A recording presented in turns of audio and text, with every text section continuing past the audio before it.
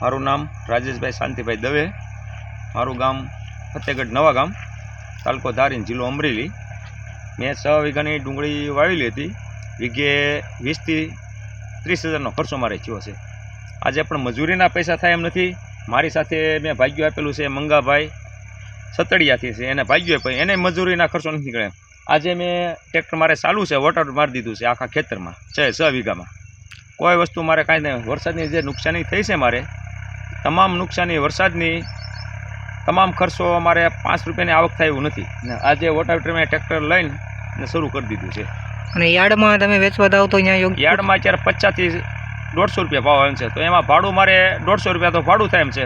મજૂરી નીકળે પણ મજૂરી નહીં નીકળે. અને ભાગ્યને અત્યારે માથે ઓઠે રોવાનો વારો આવ્યો છું છે.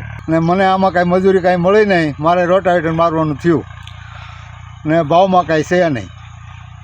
આ ડુંગળીનો તમે રોટાવેટર માર્યું, કેટલા મહિનાની મહેનત હશે? આ મહેનત મારે 5 મહિનાની છે. આ 5 મહિનામાં મારે કાંઈ મળ્યું જ નહીં મને. આ તમે ભાગ્યું રાખ્યું હતું? હા, ભાગ્યું હતું મારે. કેટલા વીઘાની ડુંગળી છે? ડુંગળી મારે 5 વીઘાની હતી. 5 વીઘામાં તમે આજે રોટાવેટર ફેરવી દીધું? 5 વીઘામાં મારે રોટાવેટર મરવવું છે.